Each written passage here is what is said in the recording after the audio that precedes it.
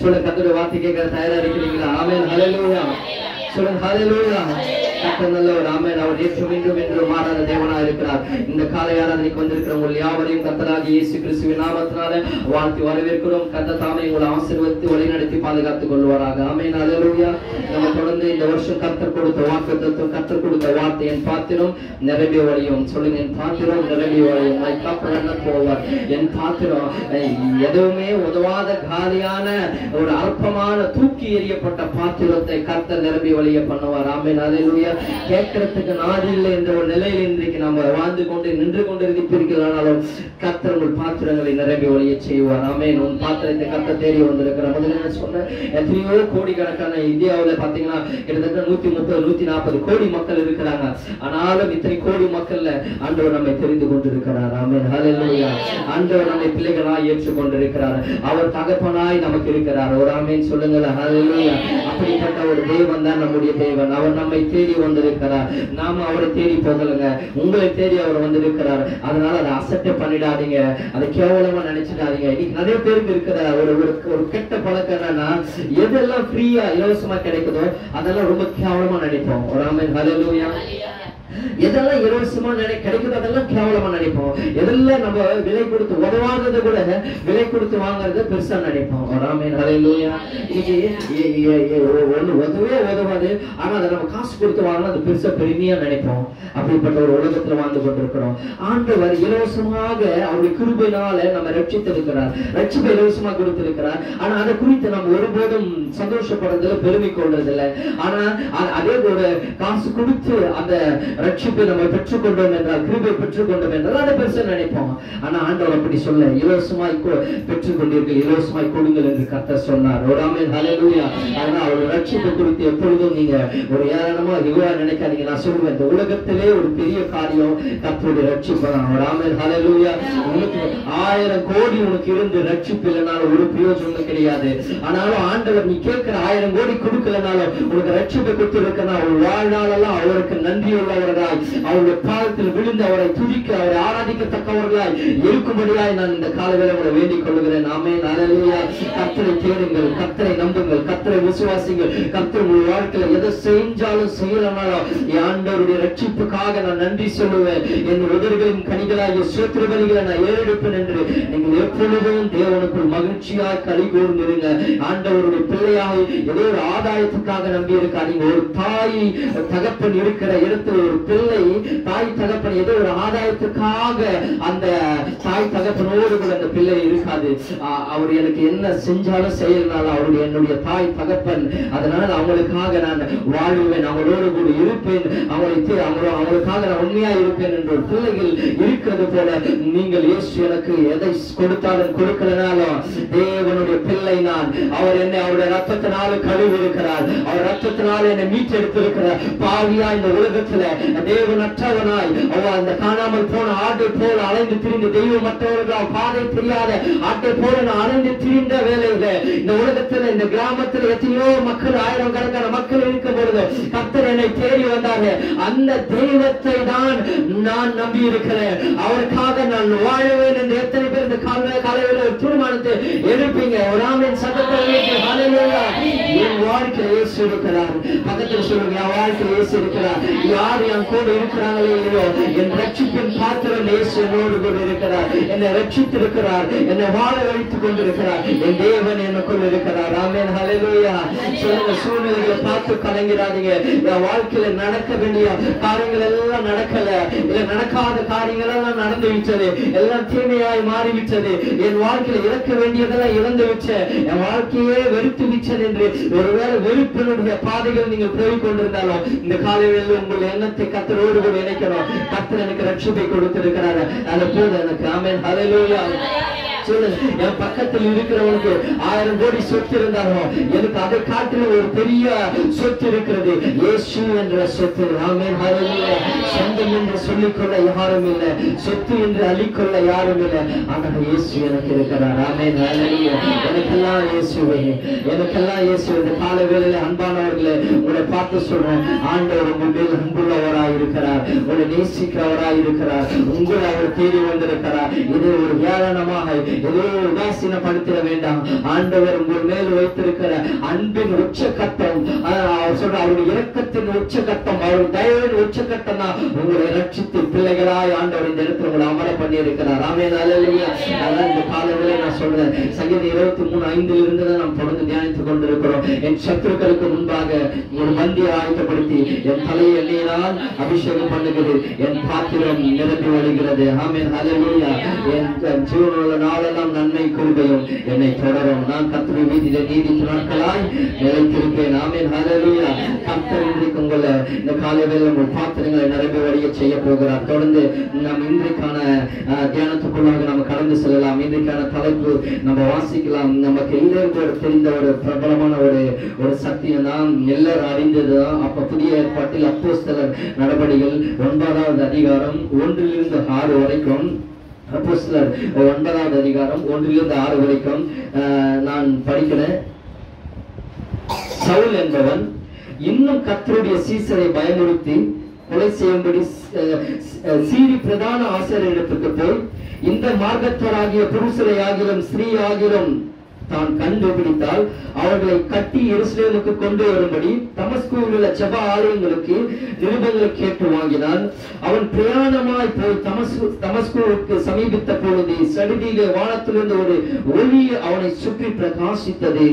அவன் தரையிலே விழுந்தான். அப்பொழுது சவுலே, சவுலே, நீ என்னை ஏன் துன்பப்படுத்துகிறாய் என்று தன்னுடைய சொல்லுகிற ஒரு சத்தத்தை கேட்டான். அதற்கு அவன், ஆண்டவரே, நீர் யார் என்றான். அதற்கு கர்த்தர், நீ துன்பப்படுத்துகிற இயேசு நானே, முள்ளில் உதைக்கிறது உனக்கு கடினமா என்றார்.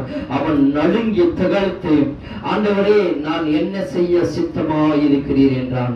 அதற்கு கர்த்தர், நீ எழுந்து பட்டணத்துக்குள்ளே போ, நீ செய்ய வேண்டியது அங்கே உனக்கு சொல்லப்படும் என்றார். ஆமென், அல்லேலூயா. இன்னைக்கு அந்த 6வது வசனத்தின் அடித்தளமா எடுத்துக்கொள்கிறேன். அவன் நடுங்கி திகைத்து, ஆண்டவரே, நான் என்ன செய்ய சித்தமாயிருக்கிறேன். ஆமென், அல்லேலூயா.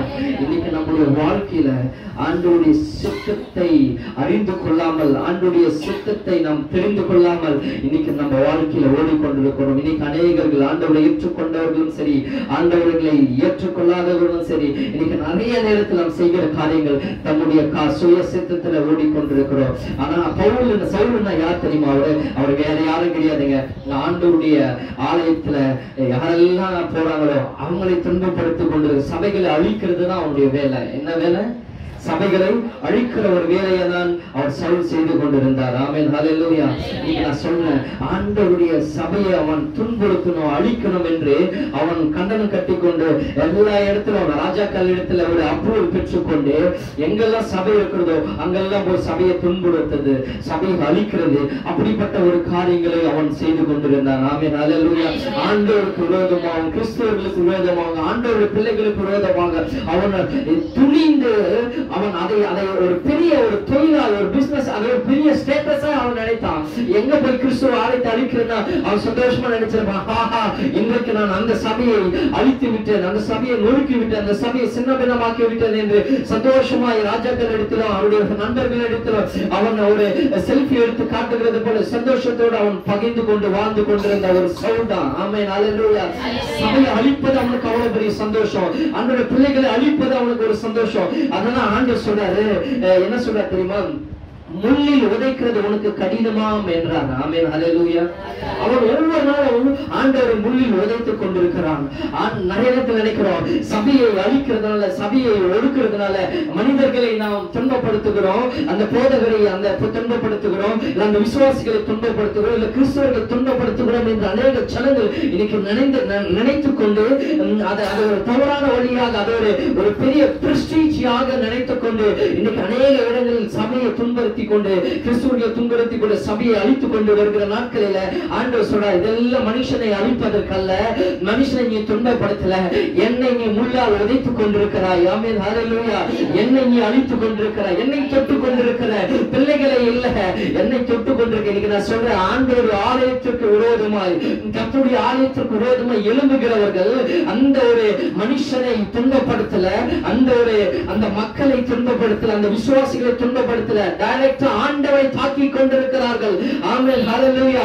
ஆண்டவரை தாக்கி கொண்டிருக்கிற அந்த ஜனங்கள் தான் இன்னைக்கு ஆண்டவர் பார்த்து ஒரு நாளுக்கு பிற்பாடு அந்த சவுலை ஆண்டவர் சந்திக்கிறார்.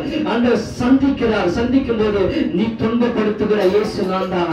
நீ மனுஷனை துன்பப்படுத்தல, அந்த மக்களை துன்பப்படுத்தல, அந்த கிறிஸ்துவை துன்பப்படுத்தல, அந்த தேசத்தானை துன்பப்படுத்தல, என்னை இயேசு கிறிஸ்துவாகிய என்னை நீ துன்பப்படுத்திக் கொண்டிருக்கிறாய், என்னை உதைத்துக் கொண்டிருக்கிறாய், உதைப்பது உனக்கு கடினம் அல்ல என்று ஆண்டவர் பேசும் பொழுது அவனுக்கு ஒரு நடுங்கி திகைத்து போனான். கர்த்தருடைய சத்தம் வானத்திலிருந்து இறங்கி வந்து சடிதியாய் அவனை தாக்கும் போது அவனுக்கு ஒரு பயம் ஏற்பட்டது. ஆமென், ஹல்லேலூயா.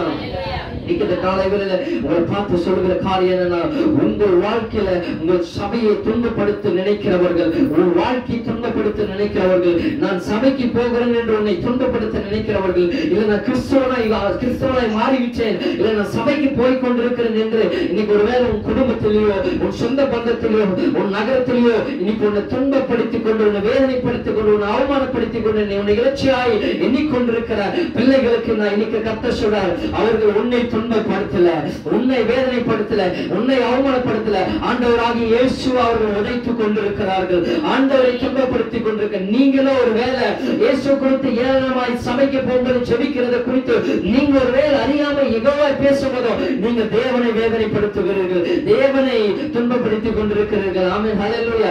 சிலர் நான் கேட்கிற சத்தத்தை கேட்கல, எனக்கு சிலர் பேசுகிறத பெரிய இயேசு நீ பார்த்துட்ட, நான் இயேசு பார்க்கலையா, நான் சர்ச்சுக்கு போலையா, உலக சர்ச்சை நீ தான் போயிட்டு இருக்கிறியா, வாரம் சர்ச்சுக்கு போகணுமா என்ன, வாரம் சர்ச்சுக்கு போயணும், இல்ல டெய்லி ஜெபம் பண்ணணுமா என்ன, நானும் சர்ச்சுக்கு போறியா, நானும் ஞானஸ்நானம் எடுத்து எத்தனை வருஷம் ஆச்சு, இந்த ஏளனமா பேசுகிறார் பாருங்க. அவங்களும் ஆண்டவரை துன்பப்படுத்திக் கொண்டிருக்கிறாங்க. ஆமென், ஹல்லேலூயா.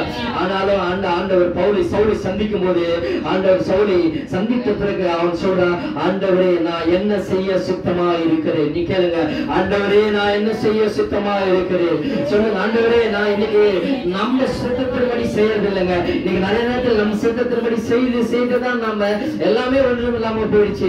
ஆண்டவருடைய சித்தத்தை அவன் சவுல் கேட்கிறான். அது வரைக்கும் அவன் சித்தத்தை செஞ்சு கொண்டிருக்கிறான். ஆனா ஆண்டவர் கேட்கிறார், ஆண்டவர் நான் என்ன செய்யணும் சொல்லுங்க. ஹல்லேலூயா.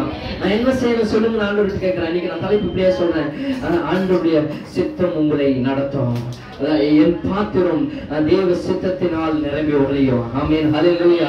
ஆண்டவர் உங்களுக்கு ஒரு சித்தங்களை வைத்திருக்கிறார். தேவ சித்தம் உங்கள் வாழ்க்கையில் நிறைவேறும். My cup runneth over with God's will. தேவனுடைய சித்தம் என் பாத்திரத்தை நிரம்பி வழிய செய்யும். ஆமென், ஹல்லேலூயா. சொல்லுங்க, என் பாத்திரம் தேவ சித்தத்தினால் நிரம்பி வழியும். என் பாத்திரம் தேவ சித்தத்தினால் நிரம்பி வழியும். ஆமென், ஹல்லேலூயா. ஆண்டவருடைய சித்தத்துக்குள்ளாக நீங்கள் கடந்து வருவீர்கள் என்றால் ஆண்டவர் உங்கள் வாழ்க்கையில் அற்புதங்களை அதிசயங்களை நடத்துவார். உங்கள் வாழ்க்கை வித்தியாசமா இருக்கும். அது வரைக்கும் சவுலா இருந்தவனே, அவன் கிறிஸ்துவை துன்பப்படுத்திக் கொண்டிருந்தவனே, ஆண்டவர் தெரிந்து கொள்ளும் போது அவன் உடனே சாஷ்டாங்கமாக விழுந்து, ஆண்டவரே நான் என்ன செய்ய சுத்தமா இருக்கிறேன் என்று அவன் கேட்டது போல இன்னைக்கு உங்கள் வாழ்க்கையில கர்த்தர் பெரிய காரியங்களை செய்ய போகிறார். இன்னைக்கு நான் சொல்றேன், ஆண்டவருடைய சித்தம் என்னன்னா, 1 தெசலோனிக்கர் 4வது அதிகாரம் 3வது வசனத்தை வாசித்தீர்கள் என்றால், நீங்கள் பரிசுத்தமுள்ளவர்களாக வேண்டும் என்பது தேவனுடைய சித்தமாய் இருக்கிறது. ஆண்டவருடைய சித்தம் என்ன தெரியுமா? நாம பரிசுத்தமாய் வாழ்வது ஆண்டவருடைய சித்தம். ஆமென், ஹல்லேலூயா. சத்தத்தை உயர்த்தி ஹல்லேலூயா. நான் பரிசுத்தமாய் வாழ கர்த்தர் சொன்னார், நான் பரிசுத்தர், ஆகையால் நீங்களும் பரிசுத்தராய் இருங்கள் என்று தேவன் சொன்னார். நீங்கள் பரிசுத்தராய் இருக்க வேண்டும் என்பதுதான் தேவனுடைய சித்தம். ஆமென், ஹல்லேலூயா.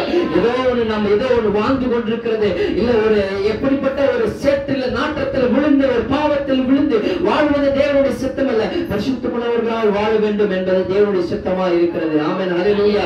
பரிசுத்தம் என்ன தெரியுமா? நம்மை நாமே சுத்திகரித்துக் கொள்வது, நம்மை பரிசுத்தமாய் பாதுகாத்துக் கொள்வது, விக்கிரகத்துக்கு படைத்ததை நாம் உண்டாமல் இருப்பது, விக்கிரகத்தை தேடி போகாமல் இருப்பது, தவறான தூஷண வார்த்தைகள் நம்ம வாயிலிருந்து புறப்படாமல் இருப்பது, இப்படிப்பட்ட காரியங்கள் எல்லாம் ஆண்டவர் பார்க்கிறார். இதுதான் பரிசுத்தம். நம்மை நாமே பரிசுத்தப்படுத்திக் கொள்ள வேண்டும். நாளைக்கு நீங்கள் அற்புதங்களை காண்பீர்கள் என்று யோசுவா சொன்னது போல போல இன்றைக்கு நீங்கள் தேவனுடைய பிள்ளைகள் தான், நீங்கள் பரிசுத்தமாய் வாழ்வது தேவனுடைய சித்தம். 2 தெசலோனிக்கர் 5:18 சொல்லப்பட்டிருக்கிறது, எல்லாவற்றிலேயும் ஸ்தோத்திரம் செய்யுங்கள், அப்படி செய்வதே கிறிஸ்து இயேசுக்குள் உங்களை குறித்து தேவனுடைய சித்தமா இருக்கிறது. ஆமென், அல்லேலூயா. எப்பவும் நம்ம ஸ்தோத்திரம் பண்ணிட்டே இருக்கணுங்க. நல்லது நடந்தாலும் ஸ்தோத்திரம் பண்ணணும், ஒருவேளை கெட்டது நடந்தாலும் ஸ்தோத்திரம் பண்ணணும். உன்னை குறித்து ஒருத்தன் தூஷணமா பேசினாலும், எகோவா பேசினாலும், ஏளனமா பேசினாலும் ஸ்தோத்திரம் பண்ணிட்டு போயிட்டே கர்த்தர் பார்த்துக் கொள்வார். ஆமென், அல்லேலூயா. அவங்க கிட்ட சண்டை போட்டு மல்லு கட்டிக்கிட்டு அவன் 4 வார்த்தை பேசிட்டு 40 வார்த்தை எதிரில் நின்றுட்டு அவனை பேசி அவனை தாக்குறதுனா நான் பெரிய ஆளுன்னு நீ நிரூபிக்கிறது இல்ல. ஆண்டவர் அதை பார்க்கிறார். ஆமென், அல்லேலூயா. அது உன்னுடைய பெரிய ஆள், உன்னுடைய புத்திசாலித்தனம், உன்னுடைய பிரஸ்டீஜ் அது குறிக்காது. நீ நினைக்கிற ஒருவேளை அவனை பேசி நான் அவனை பேசி அவனை அடித்து இன்னைக்கு நான் தான் ஜெயிச்சேன் என்று நீ நெஞ்சை நிமித்து கொண்டு மார்பை தட்டி கொண்டு ஒருவேளை நீ பெருமையோடு இருக்கலாம். ஆனா கர்த்தர் அதை அருவருக்கிறார். கர்த்தர் அதை விரும்புகிறது. தேவ சித்தம் என்ன தெரியுமா? உன்னால பலன் இருந்தோம் உன்னை குறித்து ஒருவன் புறம்பாய் இகவாய் உன்னை குறித்து பேசுகிறானோ, உன்னை அழிக்க நினைக்கிறானோ, அவனை பலவீனப்படுத்த முடியும், அவனை தாக்க முடியும், அவனை அழிக்க முடியும். அதுக்கான எல்லா பலனும் உனக்குள்ள இருந்தோ நீ சோத்திரம் என்று அதை கண்டுக்காம ஆண்டவரே நீங்க பார்த்துக் கொள்ளுங்க என்ற எல்லாவற்றையும் நீங்க சோத்திரம் செலுத்தும் போதுதான் தேவனுடைய சித்தம் உங்களுக்குள்ள விளங்க ஆரம்பிக்கும். சில நேரத்துல என்ன பண்ணோம்னா, நம்மளால எது முடியலையோ அந்த நேரத்துல என்ன பண்ணணும்? சோத்திரம் பண்ணுவோம். கரெக்டா? ஆமென், ஹல்லேலூயா. நம்மளால முடியாதப்ப என்ன பண்ணுவோம்? சோத்திரம் பண்ணுவோம். நம்மளால முடியறப்ப என்ன பண்ணுவோம்? சோத்திரம் பண்ண மாட்டோம். நம்ம முயற்சி பண்ணுவோம். ஆமென், ஹல்லேலூயா. புரியுதா? இப்போ ஒரு ஆள் நம்ம கிட்ட சண்டைக்கு வரணும்னா, நம்ம விட ஒரு சிறிய குடும்பமோ சிறிய ஆளோ சிறிய நபரோ நமக்கு சண்டைக்கு வரும்போது நம்ம என்ன பண்ணுவோம்? போயிட்டு அவங்ககிட்ட சண்டை போடுவோம். அவனை நம்ம மேற்கொள்ள முடியும், அவனை அழிக்க முடியும், அவனை ஒடுக்க முடியும், அவனை ஒன்றுமில்லாமல் சின்ன பின்னம் ஆக்க முடியும். நமக்கு எல்லா திறமையும் பெறணும் தாளந்து இருக்கிறதா அவனுக்கு எதிர்த்து நிற்போம். அதே ஒரு 10 பேர் நம்ம தேடி வரும்போது என்ன பண்ணணும்? அவனை நம்ம ஜெயிக்க முடியாது, அவனை பலவீனப்படுத்த முடியாது என்பதனால் நாம் என்ன செய்வோம் என்றால், நாம் போயிட்டு வீட்டுக்குள்ள பூட்டி கொண்டு அப்ப சொல்லுவோம், ஏசப்பா ஸ்தோத்திரம் ஆண்டவரே, நீங்க சொன்னீங்களே பாருங்க ஆண்டவரே, ஸ்தோத்திரம் பண்ற ஸ்தோத்திரம், நீங்க தான் அவளை பார்க்கணும். இது உண்மை உத்தமம் இல்லை. ஆமென், அல்லேலூயா. உன்னால பலன் இருந்து அதை செய்ய முடியும் என்று உனக்குள்ள திராணி இருந்தோ அந்த நேரத்தில் ஸ்தோத்திரம் கைகளை உயர்த்தி ஸ்தோத்திரம் சொல்லணும். அப்பொழுதுதான் தேவன் உன் உள்ளத்தை பார்க்கிறார். அல்லேலூயா. நான் சொல்றது விளங்குதா? அப்ப எல்லாவற்றிலும் உன்னால முடிந்தாலும் முடியலனாலும் கர்த்தருக்கு ஸ்தோத்திரம் சொல்ல கற்றுக்கொள்ள வேண்டும். அவர் துன்பத்திலும் ஸ்தோத்திரம் சொல்ல வேண்டும், இன்பத்திலும் ஸ்தோத்திரம் சொல்ல வேண்டும். உன்னுடைய சந்தோஷத்துல ஸ்தோத்திரத்தை செலுத்துங்கள், ஏறிடுங்கள். நன்மையில ஸ்தோத்திரத்தை செலுத்துங்கள், தீமையில் ஸ்தோத்திரத்தை செலுத்துங்கள். உன் பலவீனத்தில் ஸ்தோத்திரத்தை செலுத்துங்கள், உன் பலனில் ஸ்தோத்திரத்தை செலுத்துங்கள். உன் வியாதியில ஸ்தோத்திரம் சொல்லுங்க, உன்னுடைய சுகவீனத்துல ஸ்தோத்திரம் சொல்லுங்க. உன்னுடைய எல்லாவித கீழ்ப்படியாம இல்ல உன் வாழ்க்கைக்கு சீரடிக்க நினைக்கிற எல்லா காரியங்களிலும் ஆண்டவருக்கு ஸ்தோத்திரம் செல்ல கற்றுக்கொள்ளுங்கள். ஆமென், ஹல்லேலூயா. எப்போது அதனால சொல்றது, நீங்க வாயில போல ஸ்தோத்திரம் பண்ணிட்டே இருங்க. ஸ்தோத்திரம் பண்ண கர்த்தருடைய கிருபை பெருகும். ஆமென், ஹல்லேலூயா. அநேகருடைய ஸ்தோத்திரத்தினால கிருபை பெருகும் என்று சொல்லப்பட்டிருக்கு. அதனால சபைக்கு வந்தா நமக்கு யார் ஆண்டவருக்கு ஸ்தோத்திரம் பண்றோம்? ஏன் தெரியுமா? ஸ்தோத்திரம் பண்ண அவருடைய கிருபை பெருகி வரும். கிருபை பெருக கர்த்தர் உங்களுக்காக யுத்தம் பண்ணுவார். நீங்க சும்மா இருப்பீங்க. ஹல்லேலூயா. ஸ்தோத்திரம் ஆண்டவரே கர்த்தர் கடந்த நாட்கள் எல்லாம் காத்தீங்க. ஸ்தோத்திரம் ஆண்டவரே. இந்த யுத்தம் கர்த்தருடைய கர்த்தர் கொடுக்கிற ஸ்தோத்திரம் ஆண்டவரே. இந்த வியாதி உங்களுக்கு கர்த்தர் கொடுக்கிற ஸ்தோத்திரம் ஆண்டவரே. என்னால முடியல ஸ்தோத்திரம் ஆண்டவரே. இது என்னால முடியும், ஆனாலும் உங்களுக்கு ஸ்தோத்திரம் செலுத்துறேன். ஒரு சித்தம் என்ன என்பதை நான் அறிந்து கொள்ள ஸ்தோத்திரம் செலுத்துகிறேன் என்று தேவனுக்கு நீங்கள் ஸ்தோத்திரம் சொல்லும் போது இது தெய்வ சித்தமா இருக்கிறது. ஆமென், அல்லேலூயா. சொல்லுங்க, அல்லேலூயா. அப்ப சித்தம்னா ஒரு 3 காரியங்கள் இருக்கிற சித்தத்துல எப்படி சொல்லலாம்னா, will of man, will of Satan, will of God, இல்ல God's will. மனுஷனுடைய சித்தம். ஆமென். ஒன்று மனுஷனுடைய சித்தம், இரண்டாவது பிசாசனுடைய சித்தம், சாத்தானுடைய சித்தமா இருக்கிறது, மூன்றாவது தேவனுடைய சித்தம். 3 காரியங்கள் இருக்கிறது.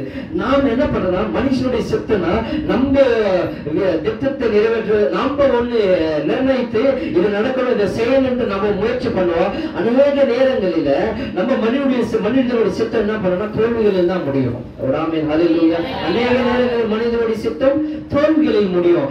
மத்தேயு 26:39 சொல்லப்பட்டிருக்கிறது, இயேசு கிறிஸ்து சற்று அப்புறம் போய் முகங்குப்புற விழுந்து, என் பிதாவே இந்த பாத்திரம் என்னை விட்டு நீங்க கூடுமானால் நீங்கும்படி செய்யும், ஆகிலும் என் சித்தத்தின்படி அல்ல உம்முடைய சித்தத்தின்படி ஆக கடவுள் என்றார். இயேசு கிறிஸ்து இந்த பூமியில் வந்ததோடைய நோக்கம், பிதாவுடைய சித்தம் என்ன தெரியுமா? அவர் இங்க சாகணும். மனுக்குலத்திற்காக அவர் சாகணும், மனுக்குலத்திற்காக அவர் ரத்தம் சிந்தி சாகணும், சிலுவையில் அறையப்பட்டு சாகணும். இதுதான் தேவனுடைய சித்தம், இதுதான் பிதாவுடைய சித்தம். ஆனா இவர் என்ன பண்றாரு? இயேசு கடவுள் தான், தெய்வம் அந்த பூமியில வந்து இந்த மரணத்துக்கு அவர் முன்னாடி கண்ணுல பிசாசு காட்டுறான். இப்படியாக நீ சாக போகிற, இப்படியாக பிசாசு கண்ணு காட்டும் போது தேவனுக்குள்ள ஒரு பயம், ஒரு மரண திகில். உங்களுக்கே சொல்லுங்க, நீங்க ஒரு 2 மணி நேரம் கழிச்சு நீங்க சாக போறீங்க, இப்படி சாக போறீங்கன்னு உங்களுக்கு ஒரு தரிசனமோ இல்ல ஒரு பிசாசு ஒரு படம் போட்டு காட்டினா உங்களுக்கு எப்படி இருக்கும்? ஆமென், ஹல்லேலூயா. எப்படி அப்படியே பயந்து ஆண்டவரே சொல்றாரு, அவர் போய் செபிக்கிறார், முழங்கால் பட்டு செபிக்கிறாரு, அவருடைய வியர்வை வருது. நிறைய நேரத்துல நமக்கு கொஞ்சம் ரொம்ப உடம்பு டிப்ரெஷன் ஆயிடுச்சுன்னா, முடியாம ஆயிடுச்சுன்னா வேர்வெல்லாம் அவர் அப்படியே வெறுத்து போயிட்டு ஒரு மாதிரி ஆயிடும். அவருக்கு வெறும் வேர்வை மட்டும் வரல, வேர்வை துளி வழியாக ரத்த துளிகள் வந்தது என்று சொல்லப்படும். அந்த அளவுக்கு ஒரு மரணத்திகளோடு அவர் ஜெபம் பண்றாரு.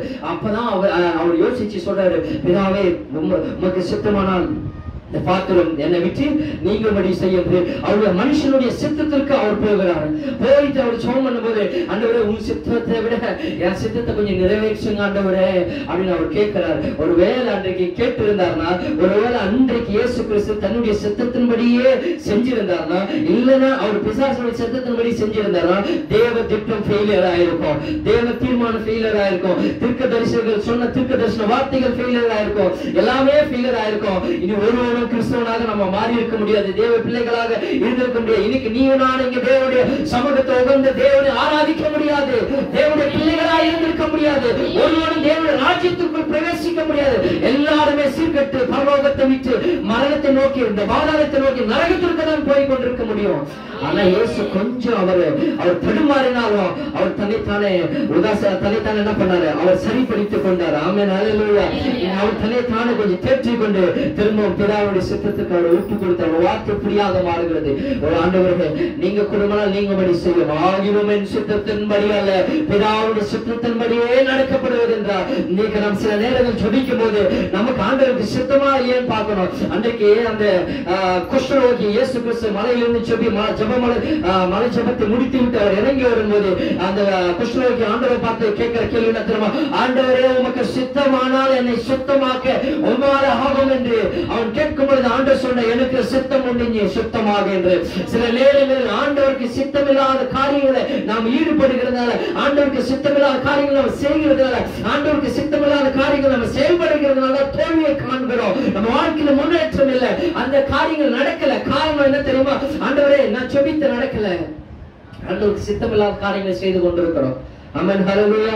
நான் ஆராதனையை கட் பண்ணிட்டு வேற எங்கோ போறது, இல்ல வேற எங்க விக்கிரகத்தை தேடி போறது, இல்ல கல்யாணத்துக்கு போறேன், ஃபங்க்ஷனுக்கு போறது, இல்ல சொந்த பந்தங்களை பார்க்க போறது, இல்ல குடும்பங்களை பார்க்க போறது, இல்ல ஹாஸ்பிட்டலுக்கு போறேன், ஏதோ இல்ல வேலைக்கு போறேன். அன்னைக்கு பணம் எனக்கு 500 ரூபாய் வரும்னு. ஆமென், ஹல்லேலூயா. உன் ஜீவன் உனக்குள்ள இல்லைன்னா அந்த 500 ரூபாய் எப்படி வரணும்? கொஞ்சம் யோசிக்கிறோம். நம்ம முட்டாள்தனமா யோசிக்கிறோம். எனக்கு என் பலன் இருக்கிற வரைக்கும் ஓடுறேன், என் சுகம் இருக்கிற வரைக்கும் ஓடுறேன்னு நினைக்கிறோம். ஒருவேளை உயிர் உனக்குள்ள இல்லைன்னா அந்த 500 ரூபாய் சம்பாதிக்க முடியும். நாளைக்கு உயிர் இருந்துச்சுன்னா இன்னைக்கு நாளைக்கு சம்பாதிச்சு போகும். ஆனா அந்த உயிர் இல்ல அந்த 500 ரூபாய் வாழ்நாள சம்பாதிக்க முடியுமா? இன்னைக்கு நிறைய பேர் அப்படிதான் இன்னைக்கு பணத்தை தேடி பணம் பேயா இன்னைக்கு நம்ம ஓடுறோம். பணம் நமக்கு தேவைதான், ஆனா ஆண்டவரை காட்டில அந்த பணம் நமக்கு முக்கியம் இல்லை, ஆண்டவர் தான் முக்கியம். ஆமென், ஹல்லேலூயா. ஏன்னா அவர்தான் நமக்கு உயிரை கொடுத்து பாதுகாத்திருக்க. தேவனுடைய சித்தம் அதுதான். முதலாவது தேவனுடைய ராஜ்யத்தை அவருடைய நீதியை தேடுங்கள், அப்பொழுது இவைகள் எல்லாம் உங்களுக்கு கூட கொடுக்கப்படும் என்று எழுதப்பட்டிருக்கிற பிரகாரமாக இயேசு கிறிஸ்து அவருடைய சொந்த சித்தத்தின்படி தேடாமல் அவர் நான் செத்தாலும் பரவாயில்ல, ஆண்டவருடைய சித்தம் என் வாழ்க்கையில நிறைவேற்றும் என்று ஆண்டவருக்காக அவர் உறுதுணையா இருந்தார். ஆமென், ஹல்லேலூயா. சொல்லுங்க, ஹல்லேலூயா. எனக்கு பணம் ரொம்ப முக்கியம். பக்கத்துல சொல்லுங்க, எனக்கு பணம் ரொம்ப முக்கியம். சொல்லுங்க, எனக்கு பணம் ரொம்ப முக்கியம். சொல்லுங்க, வாயை தந்து சொல்லுங்க.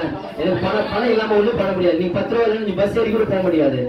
இன்னைக்கு நீ 10 ரூபாய் காணிக்கு போகணும்னாலும் பணம் வேணும். பணம் இல்லாம ஒண்ணும் பண்ண முடியாது. சொல்லுங்க, பணம் எனக்கு ரொம்ப முக்கியம். அதை விட ரொம்ப ரொம்ப ரொம்ப முக்கியம் ஆண்டவர் இயேசு தான். சொல்லுங்க, அதை விட எனக்கு ரொம்ப முக்கியம் அதனால இயேசுதான் முதல்ல, அப்புறம் தான் எனக்கு பணம். ஆமென், ஹல்லேலூயா. நான் பணத்தை பின்னாடி ஓட மாட்டேன், இயேசு பின்னாடி ஓடுவேன். எனக்கு பணம் வேணும்னா, ஆனா இயேசுவை விட்டுட்டு எனக்கு பணம், அந்த பணம் வேணாம். இயேசு மறுதளிக்கிற பணம் எனக்கு வேண்டாம். இன்னைக்கு நிறைய பேர் பாக்குறோம். நமக்கு இங்க நடக்கிற ஒரு தவறான ஒரு என்ன தெரியுமா? நான் பிரசங்கம் ரொம்ப சந்தோஷமா நினைச்சுக்கிறது. பரவாயில்ல, எல்லாமே தூங்காம கேக்குறீங்க, எல்லாருமே பாத்தீங்கன்னா புதுசா வராங்களும் சரி பழைய ஆளுங்களும் சரி தூங்காம நல்லா கேட்கறீங்க, அதே மாதிரி நல்லா தலாட்டுறீங்க. நான் சொல்றது எல்லாருக்கும் விலங்குதா இல்லையான்னு எனக்கு தெரியல, ஆனா விலங்குதான் நினைக்கிறேன். ஏன்னா எல்லாருமே தலாட்டுறீங்க. ஆனா அடுத்த வாரமே பாத்தீங்கன்னா அது காதல் கூட வாங்கியிருக்க மாட்டோம். அடுத்த வாரமே பாருங்க ஏதாவது ஒரு வேலை வரட்டும், முதல்ல சர்ச்சை கட் பண்ணிட்டு தான் போயிருப்போம். ஒரு ஆமென் ஹல்லேலூயா. சம்பளமாக ஏதாவது ஒரு 1000 ரூபாய் கூலி வரட்டும்னு சொல்லிட்டாங்க, அவ்வளவுதான் அன்னைக்கு சபையை கட் பண்ணிட்டு ஓடிட்டு இருப்பாங்க. நம்ம சுமதியம்மா எடுத்துக்கோ, அன்னைக்கு எல்லாம் திடீர்னு பொண்ணு பார்க்கணும், பொண்ணு வர சொல்லி அழுதுச்சுன்னா சர்ச்சை கட் பண்ணிட்டு அவங்க ஓடுவாங்க. ஒரு ஆமென் ஹல்லேலூயா. இப்ப காக்கிறத பார்த்து வச்சுக்கோ, அப்படி தலை நல்லா ஆற்றல் மாதிரி இருக்கும். நான் ரொம்ப சந்தோஷமா நினைப்பேன், என்னடா அது இவ்வளவு கவனிக்கிறாங்கன்னு. எங்க வீட்டுல கேட்பாங்க, கொஞ்சம் ஸ்லோவா பேசுங்க, அவங்களுக்கு புரியல இல்லையான்னு தெரியல. இல்ல தலை நல்லா அந்த அளவுக்கு நல்லா வளர்ந்த கிறிஸ்தவ விசுவாசிகளும் தலாட மாட்டாங்க, அந்த அளவுக்கு நல்லா தலாட்டி கவனிக்கிறாங்க. ஒரு நாளைக்கும் அந்த பார்க்கல நானு அப்படின்னு சொல்லுவேன். ஆனா அந்த அளவுக்கு தலாற்றமா இருக்கு. ஆனா அடுத்த வாரம் அடுத்த நிமிஷமே பழைய குருடி கதவை தரடி வேதாளம் ஏதாவது ஒரு வியாதி பெறவன் ஏதாவது கொஞ்சம் வீட்டுல ஒரு சின்ன சண்டை வச்சமே அவ்வளவுதான் உடனே கட்டு. நான் உதாரணத்துக்கு அவளை சொன்னேன், எல்லாருமே தான், யாரும் நம்ம ஒழுங்குனே சொல்ல முடியாது. ஒரு ஆமென் ஹல்லேலூயா. ஒரு சிலர் இங்க வரீங்க, அவங்கள நான் ரொம்ப கர்த்தருக்குள்ள நான் சந்தோஷப்படுறேன். ஆமென் ஹல்லேலூயா. முடியாம நம்ம தாயெல்லாம் எத்தனையோ இங்க கிட்டத்தட்ட ஒரு 5-6 கிலோமீட்டர்ல எப்படிதான் வர்றாங்கன்னு தெரியல, பஸ் கிடையாது, வேற யாரும் அவங்கள கூட்டு போறதுக்கு ஆள் இல்ல. ஆனா எனக்கு என்ன பாக்குறேன், எனக்கு ஒரு ஆச்சரியம், பஸ்ஸும் கிடையாது, யாரும் கூட்டு போறதுக்கு ஆள் இல்ல. ஆனா தேவதூதர்கள் கூட்டு வர மாதிரி சரியான ஒரு 6:55 7 மணிக்கு சபையில வந்து இருக்கிறாங்க. ஒரு ஆமென் ஹல்லேலூயா. இன்னைக்கு அந்த மாதிரி பாத்தீங்கன்னா 6:40 வந்துட்டாங்க. புதுசா வந்துட்டீங்க, அந்த அளவுக்கு படிக்கட்டு ஏற முடியல, அப்படி ஸ்லிப் ஆகுது. நான் உடனே பிடிச்சு அவங்க படிக்கட்டு ஏற்றி வரேன். ஆனா 6:45 வந்து நிக்கிறாங்க. ஒரு ஆமென் ஹல்லேலூயா. இப்படி இருக்கிறாங்க. நான் எதுக்கு சொல்ல வரேன்னா, உங்களை குற்றப்படுத்துவதற்காக காயப்படுத்துவதற்காக நான் ஒரு நாள் பேசுறது இல்லை. நீங்க செய்கிற தவறை ஏன் சுட்டி காட்டுகிறேன் என்றால், அதிலிருந்து நீங்க திரும்ப உங்களை திருத்தி கொண்டு நீங்கள் இன்னும் கொஞ்சம் பாதையில் நல்ல பாதையில் போகும்போது உங்க வாழ்க்கை நல்லா இருக்கும், குடும்பம் நல்லா இருக்கும், உங்க பிள்ளைகள் நல்லா இருக்கும், உங்க எதிர்காலம் நல்லா இருக்கும், உங்களுடைய தொழில் நல்லா இருக்கும், நீங்க சமாதானமா இருப்பீங்க, சந்தோஷமா இருப்பீங்க என்பது நான் பேசுறேன். தவிர உங்களை ஏதோ கோபப்படுத்தி உங்களை காயப்படுத்தணும் என்பதற்கான ஒரு எண்ணம் எனக்குள்ள இல்ல. ஒரு ஆமென் ஹல்லேலூயா. அதனால நீங்க ஒரு தீர்மானத்தை எடுக்கணுங்க.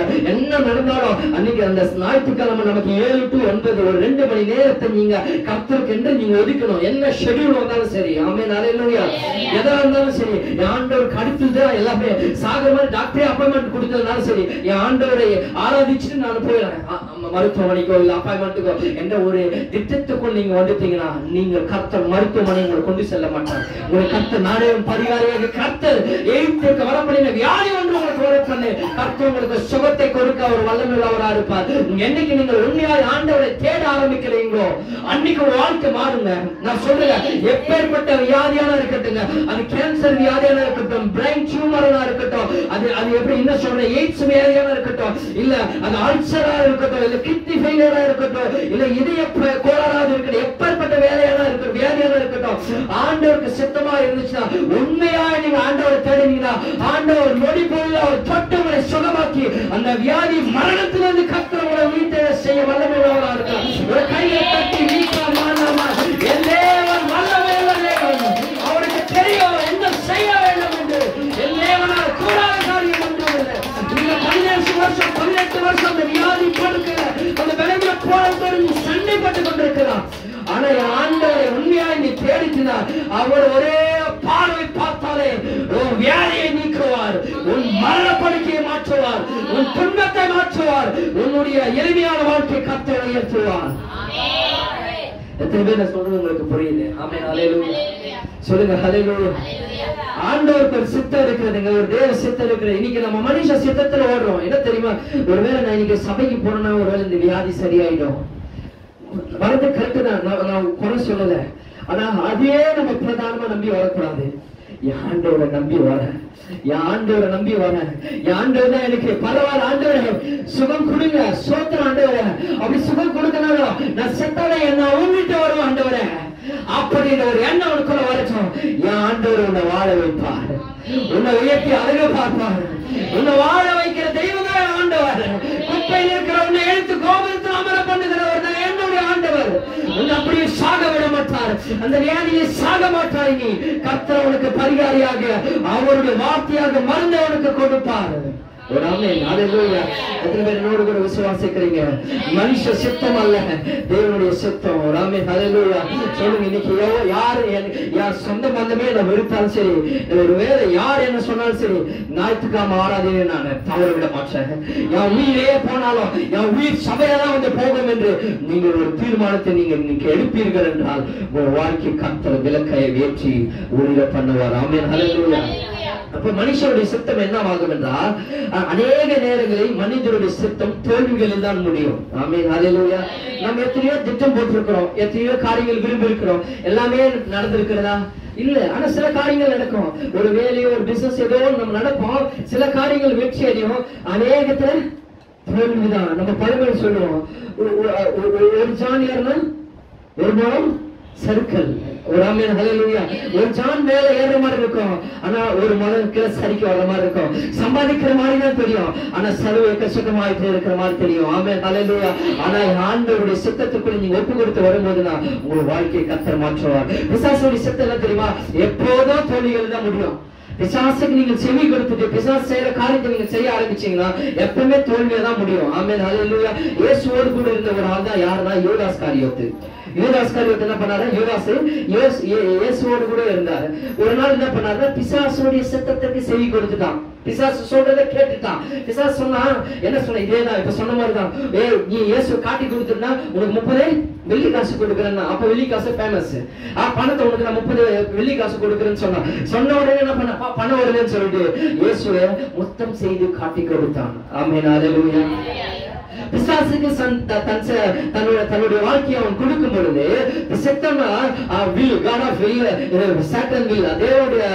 திட்டத்திற்கு மாறாய் புறம்பானதாய் பிசாசுடைய திட்டத்திற்கு அவன் செவி கொடுக்கும் பொழுது பிசாசு என்ன பண்ணான்? அவனை தாறுமாறாகிய மாற்றி கொஞ்சம் அவன் சிந்தையை டைவர்ட் பண்ணான். நிறைய நேரத்துல கொஞ்ச நேரத்துல உனக்கு காசு கொடுக்குறேன், நீ என்ன பண்ற? இயேசு காசு கொடு, அவ்வளவுதான் அப்படின்னு சொல்லிட்டான். இதுல என்ன தப்பு இருக்கிறது அவன் நினைச்சிட்டு இயேசு நம்ம எங்க இருக்கிறான்னு சொல்ல போறோம். ஒரு ஆமென். ஹல்லேலூயா.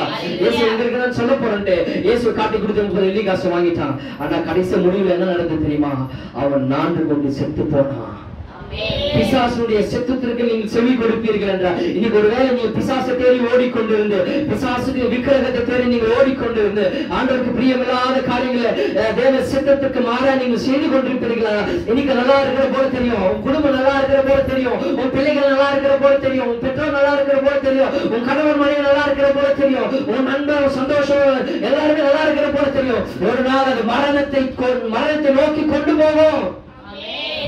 30 வெள்ளி காசு கொடுத்தா எனக்கு ஒரே சந்தோஷம். இன்னைக்கு ஒரு 3 கோடி ரூபாய் உங்களுக்கு கொடுக்கறதா எப்படி இருக்கும்? இல்ல 30 கோடி ரூபாய் கொடுக்கறதா எப்படி இருக்கும்? ஏசு மறுதளிக்க மாட்டீங்களா? சும்மா 30 கோடி கொடுத்தா இன்னைக்கு இந்த ஊர்ல நீங்க கொட்டி சொல்றேன். ஆண்டவரை மறுதளிக்க மாட்டீங்களா?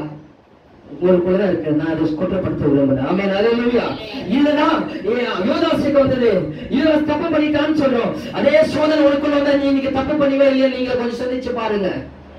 அவன் அப்படிப்பட்ட காரியங்கள் விழுந்து போகும்போது பிசாசு கடைசி அவன் சாவை நோக்கி கொண்டு போனான். அவன் நரகத்திற்கு போய் வைச்சான். ஆமென். ஹல்லேலூயா. அவன் 4 கொண்டு தூக்கிலிட்டு செத்து போனான். தூக்கு போட்டு தற்கொலை செய்து கொண்டான். இன்னைக்கு அன்பானவர்களே, நீ பிசாசை தேடி இல்ல ஆபாச காரியங்களை தேடி இல்ல விபச்சாரத்தை தேடி இல்ல வேசித்தனத்தை தேடி இல்ல வேற ஆண்டவருக்கு பிரியமில்லாத நீ பணத்தாசைகளை தேடி விக்கிரகத்தை தேடி ஆண்டவருக்கு ஒழுக்கமில்ல சீர்கட்ட காரியங்களில் ஈடுபட்டு கொண்டு ஆண்டவருக்கு பிரியமில்லாத எந்தெந்த காரியங்களில் செய்து கொண்டிருக்கிறாயோ அதை இன்னைக்கு உனக்கு சந்தோஷத்தை கொடுக்கிற போல தெரியும், உனக்கு சமாதானத்தை கொடுக்கிற போல தெரியும். ஆண்டவர் இல்லாமல் நீ சம்பாதிக்கிற பணம் உனக்கு ஆசீர்வாதத்தை கொண்டு வருகிற போல தெரியும். ஆனா முடிவிலே அது மரணத்தை கொண்டு வரும், உனக்கு பாதகத்தை கொண்டு வரும், உன் வாழ்க்கை மாற்றும், உன் வாழ்க்கை சீரழித்து போடும். அன்றைக்கு நீ ஐயோ என்று கதையினாலும் உன் வாழ்க்கையில் ஒன்றும் நடக்காது. இன்னைக்கே நீ விழுத்துக் கொள்ள வேண்டும். இன்னைக்கு உன்னை நீ சீர்படுத்திக் கொள்ள வேண்டும். ஆண்டவருக்கு பிரியமில்லாத காரியங்களில் ஈடுபடக்கூடாது. உன் சித்தத்திற்கு ஒப்பு கொடுக்காதே, பிசாசுடைய சித்தத்திற்கு ஒப்பு கொடுக்காதே. இன்னைக்கு அது சந்தோஷம் போல தெரியும். ஆனா முடிவில் அது அன்றைக்கு இயேசுவே இயேசுவே என்று கத்தனாலும் உன் வாழ்க்கையில மாற்றம் வராது. அன்பானவர்களே, இன்னைக்கு காலையில சொல்றேன், ஆண்டவர் உங்களை பார்த்து எச்சரிக்கிறார். இருக்கிற உன் பாவத்தை விட்டு எழுந்து வா, உன் விக்கிரகத்தை விட்டு எழுந்து வா. உன்னுடைய குந்தி நடந்து இங்கே அங்கே இருக்கிற அந்த குறைபாடிலிருந்து எழுந்து வா. நீ தவறான காரியங்கள் ஈடுபடுகிறது எழுந்து வரும் பொழுது கர்த்தர் உன்னை மாற்றுவார். ஆமென். இதுவரைக்கும் ஆண்டவர் பொறுமையா தான் இருக்கிறார். ஹல்லேலூயா. இப்போ ஆண்டவர் உன்னை பார்த்து அழைக்கிறார்.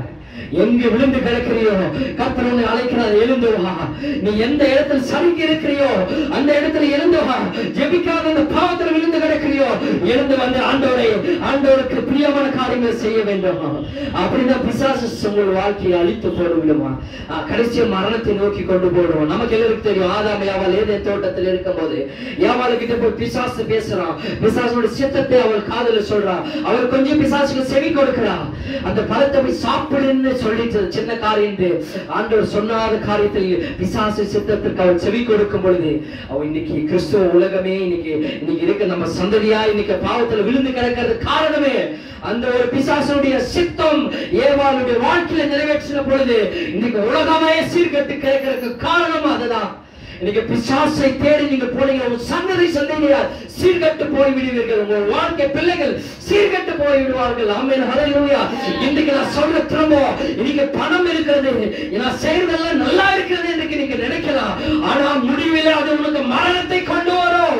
முடிவில் உனக்கு பாதிப்பை கொண்டு வரும். உன் வாழ்க்கையை சீரழித்து விடும். உன் குடும்பத்தை சீரழித்து விடும். உன் குடும்பமே இல்லாம போய்விடும். கடந்த ஒரு சில வாரங்களுக்கு முன்னாடி ஒரு பிரசங்கம் பண்ணேன்.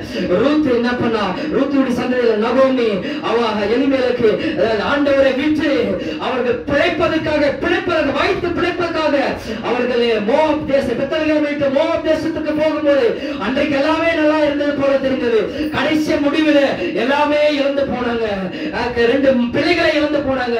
கணவனை இழந்து போனா எல்லாமே இழந்து போய் நடுகதியாய் அவர்கள் நடுத்தெருவில் நிற்கும் பொழுது வீடு வாசற்படி சாப்பிட உணவு இல்லாமல் திரும்ப ஆண்டவரை தேடி வந்தா எல்லாமே இழந்து விட்டு. இன்னைக்கு சொல்ல எல்லாமே இழந்து ஆண்டவரை தேடுறதை விட இருக்கும்போது ஆண்டவரை தேடு.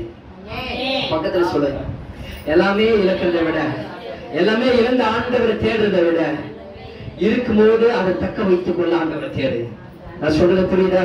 எல்லாமே இழந்துட்டு போய் ஆண்டு சமூகத்துல வந்து இயேசுவே நான் தப்பு பண்ணிட்டேன் போனது வருமா சொல்லுங்க, இழந்தது வருமா, போனது உயிர் வருமா? வராது. ஆனால் அதுக்கடுத்து ஆண்டவர் சமூகத்தில் பாதத்தில் விழுந்தா. ஆனா ஆண்டவர் அற்புதம் பண்ணாரு. ஆனா இழந்தது வந்துதா? இல்ல. சுகம் கிடைச்சது, சமாதானம், செல்வாக்கு, பொருளாதாரம் எல்லாமே கிடைச்சது. ஆனா இழந்த கணவனை அவள் மீட்டுக் கொண்டாளா? இழந்த 2 ஆண் பிள்ளைகளை மீட்டுக் கொண்டாளா? இல்ல. இன்னைக்கு நான் உங்களுக்கு இந்த காலையில ஆண்டவர் சொல்ல ஒரு எச்சரிக்கை எடுத்துக்கொள்ளுங்க. நீங்க எதில இன்னைக்கு ஆண்டவர் இன்னும் நாளைக்கு பாத்துக்கலாம், இல்ல அடுத்த வருஷம் பாத்துக்கலாம், அப்புறம் பாத்துக்கலாம்னு சொல்லிட்டு உங்க காலங்கள் முடிவதற்குள்ளாய் நீங்க ஆண்டவரை தேடுகிறோம். ஆமென். ஹல்லேலூயா. காலம் தாமதிக்காதீங்க. இது நடக்கும், அப்புறம் பாத்துக்கலாம் என்று உன் வாழ்க்கை நீங்கள் குடும்பத்தை சீர்கட்டு விடாதீங்க. ஆமென். ஹல்லேலூயா. அதனால அடிக்கடிக்கு நான் உங்களுக்கு சொல்றது, சில நாட்களுக்கு முன்னாடி சொன்னேன், இப்பொழுது ஆண்டவருடைய சத்தியத்தை உங்க குடும்பத்திற்கு சொல்லுங்க, குடும்பத்தை ஆண்டவர்கிட்ட கொண்டு வாங்கன்னு சொன்னேன். ஆனா இன்னும் நீங்க அப்படிதான் இருக்கிறீங்களா? ஒரு இழப்பு வந்துட்டு பிறகு அன்னைக்குதான் உனக்கு தெரியும் அந்த வேதனை, அந்த உருக்கு அன்னைக்குதான் சொல்லுவோம். தெரியுமா என்ன சொல்லுவோம்? இயேசுவை தான் மறுதலிப்போம். எல்லா கொலையும் அவர் மேல தான் சொல்லுவோம். கரெக்டா?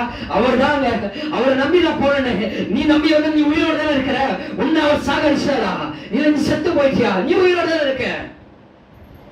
அன்னைக்கு என்ன பண்ண, நிறைய பேர் இன்னைக்கு மறுதளிச்சுட்டு ஆண்டு விட்டு போயிடுவாங்க. நிறைய பேர் பார்த்திருக்கேன். ஒண்ணுமே நடக்கல. என்ன நடக்கும்? ஹல்லேலூயா. இருக்கும்போது ஆண்டவரை தேடு.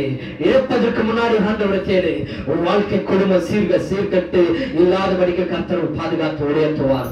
உன் குடும்பத்தை அடைக்கலான் குருவிகளை பாதுகாக்கிறது போல என் தேவன் உங்களை பாதுகாப்பார். கோழி தனது குஞ்சுகளை சட்டைகளில் நேரில் மறைத்து வண்ணமாய் கர்த்தர் பாதுகாத்துப்பார். எல்லா கொள்ள நோய்க்கும், பாதாளத்திற்கும், அந்தகார வல்லமைக்கும், இருள் ஆவிகளுக்கும், மாந்திர கர்த்தர்களுக்கும், பில்லி சூனியங்களுக்கும், செய்வினை ஏவல்களுக்கும், விபத்திற்கும் கர்த்தர் எல்லா சர்வத்தின் தீவினைகளுக்கும் கர்த்தர் உங்களை நீங்களாக்கி விலக்கி ரட்சித்து பாதுகாத்துக் கொள்ள அவர் வல்லமுள்ள தேவனாய் இருக்கிறார்.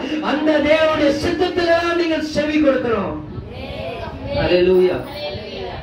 தேவனுடைய சித்தத்தில் நீங்கள் செவி கொடுக்கும் பொழுது எப்பொழுதும் உங்களுக்கு வெற்றியை தான் கர்த்தர் கொடுப்பார். காலதாமதமானாலும் அது வெற்றியில தான் முடியும். ஆமென், ஹல்லேலூயா. 1 யோவான் 2:17 சொல்லப்பட்டிருக்கிறது, உலகமும் அதன் இச்சையும் ஒளிந்து போகும். நான் சொன்னேன், மனுஷனுடைய சித்தமும் பிசாசனுடைய சித்தமும் ஒளிந்து போகும், தேவ சித்தத்தின்படி செய்கிறவனோ என்றென்றைக்கு நிலைத்திருப்பான். ஆமென், ஹல்லேலூயா. நீங்க தேவனுடைய சித்தத்திற்கு ஒப்பு கொடுக்கும் பொழுது உன் வாழ்க்கை பிரகாசிக்க ஆரம்பிக்கும், உன் சீர்கட்ட வாழ்க்கை பிரகாசிக்க ஆரம்பிக்கும்.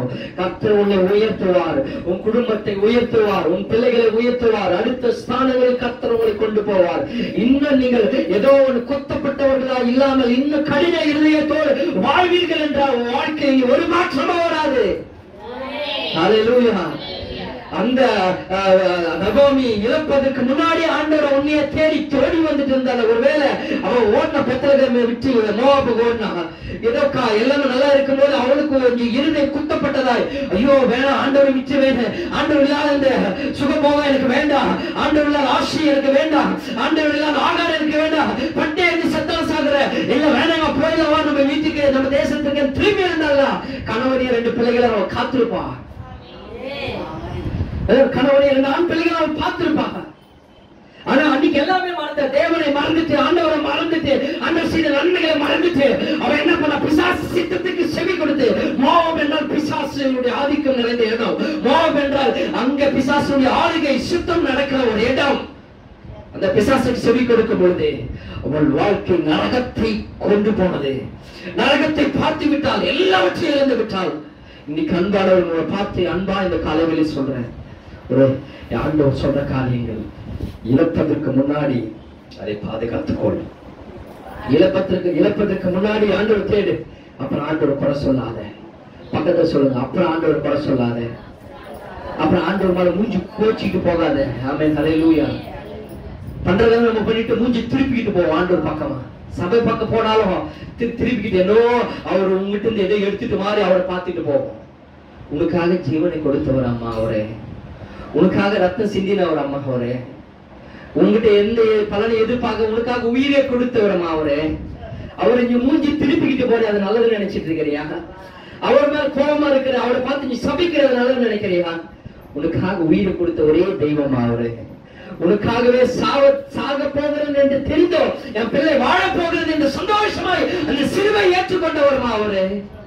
இன்னைக்கு அதுதான் இன்னைக்கு நம்ம திருமேசின் முன்பாக வந்து அவர் சரீரத்தை நம்ம பிச்சு அவர் ரத்தத்தை பானம் பண்ண போகிறோம், அவர் மரணத்தை நினைக்கூற போகிறோம். ஆமென், ஹல்லேலூயா. இன்னைக்கு இந்த வார்த்தையோட வெளிப்பாடோட தேவனுடைய சித்தம் உங்கள் வாழ்க்கையில நிறைவேறணும்.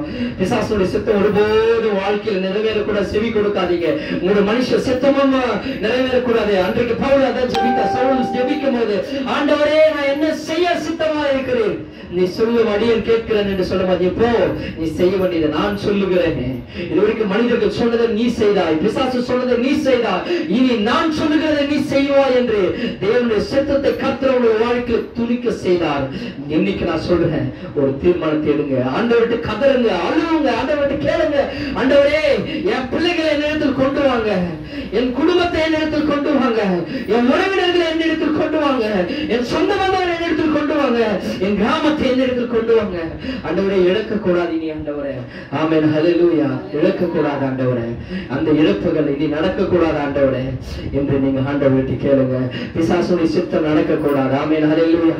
இன்னைக்கு நம்ம பகுதியிலே நிறைய ஆக்சிடென்ட் ஆகுது, அதுக்காக நீங்கள் கட்டி ஜெபிக்கணும். பிசாசுடைய சித்தம் நடக்க கூடாது, விக்கிரகத்தினுடைய சித்தம் நடக்க கூடாது, என் சுய சித்தம் நடக்கூடாது.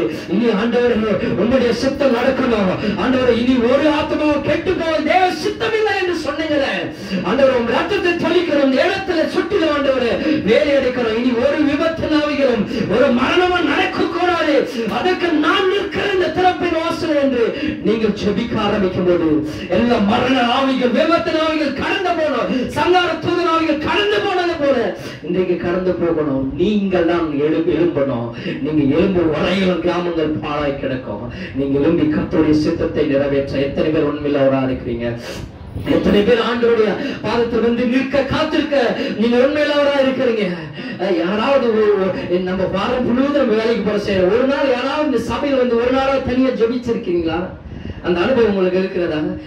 ஆராதனைக்கு வர்றோம், நடக்கும்போது வர்றோம், யாரோ கூப்பிட்டா வர்றோம், ஆனா நீங்களே வந்து ஏதோ உங்களுக்குள்ள ஒரு ஆண்டவர் ஜெபிக்க தனியா ஒரு ஆண்டவர் சமூகத்துல உட்கார்ந்து அழுதி ஜெபிச்சிருக்க அனுபவம் உங்களுக்கு இருக்கிறதா?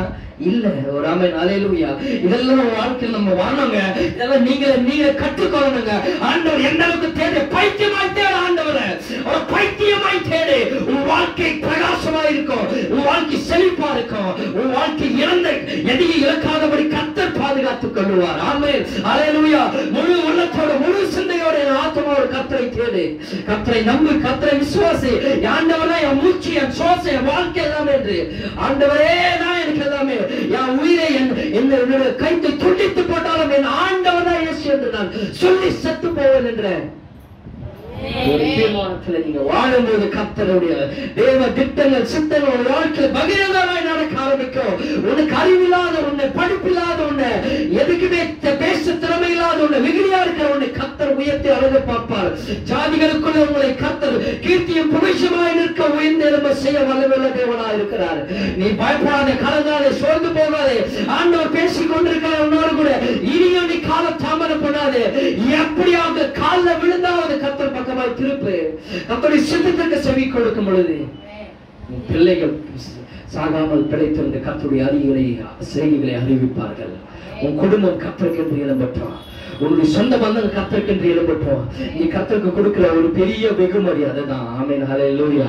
கர்த்தர் தாமே உங்களை ஆசீர்வதித்து வழி நடத்துவாராக. இருந்து நின்று எல்லாம் ஜெபம் பண்ணலாம். திருமேசையின் முன்பாக நம்ம வருவதற்கு முன்னாடி ஆமென் ஹல்லேலூயா ஸ்தோத்திரிக்கிறோம். ஓ ஹல்லேலூயா, praise the Lord, glory God, ராஷாதானா ராபாலிரா நாமா. இந்த தேவாதி தேவனை ஸ்தோத்திரிக்கிறோம்.